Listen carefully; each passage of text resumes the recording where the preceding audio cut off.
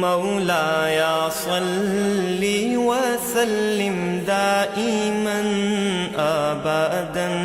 على حبيبك خير الخلق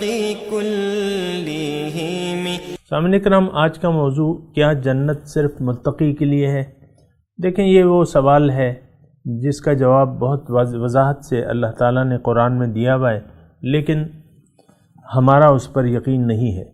اللہ تعالیٰ نے جنت متقین کے لیے تیار کی ہے، اعدت للمتقین کے الفاظ ہیں کہ جنت صرف متقین کے لیے بنائی گئی ہے، لیکن کیا کیجئے ہماری جہالت کا یا کم علمی کا کہ ہم رواجی کلمہ پڑھ کے اور رواجی طریقے سے اسلام پر عمل پیرا ہو کے بغیر سوچے سمجھے اپنے آپ کو جنت کا ٹھیکیدار سمجھنے لگتے ہیں۔ یہ تصور غلط ہے۔ دیکھیں کہ متقی شخص کے لیے جو شرائط ہیں وہ ضروری یہ ہے کہ جو بھی انسان لباس تقوی اختیار کرنا چاہتا ہے، سب سے پہلے اس کو اپنے آپ کو پہچاننا ہوگا کہ میری حقیقت کیا ہے اور میری منزل کیا ہے۔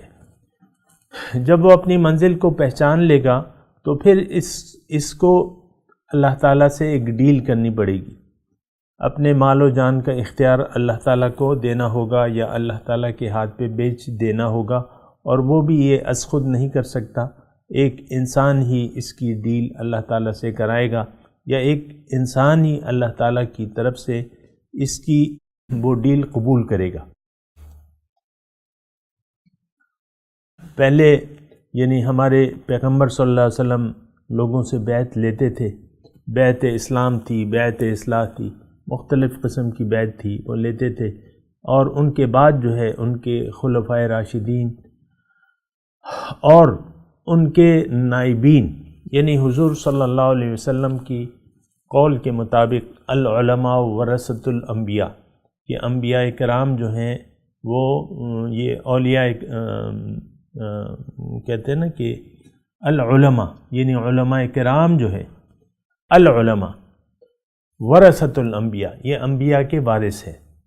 تو وارثان نبی کے ہاتھ پہ آپ نے بیعت کرنی ہے۔ آپ از خود اللہ تعالیٰ سے، چونکہ ہماری کوئی ایسی رسائی نہیں ہے ذات باری تعالیٰ تک، تو اللہ تعالیٰ نے مقبولان خدا کا انتظام کیا ہوا ہے۔ وہ بندے جو اللہ کے بندے ہیں، وہ بندے جو حدیث کے قول کے مطابق اللہ والے ہیں، اور ان کے دل جو ہیں حضور صلی اللہ علیہ وسلم کے الفاظ کے مطابق قلوبہم مصابیح الہدیٰ، اور قرآن کے مطابق یہ اصحاب صادق ہیں، یعنی سچے لوگ ہیں،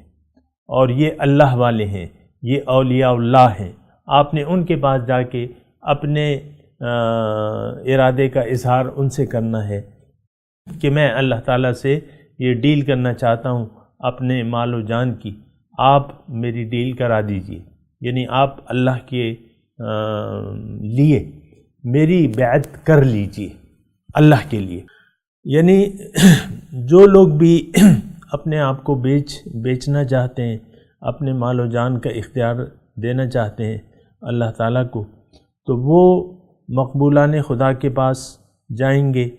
اور مقبول خدا کے پاس جا کے ان کو اپنے اس ارادے کا اظہار کرنا ہوگا،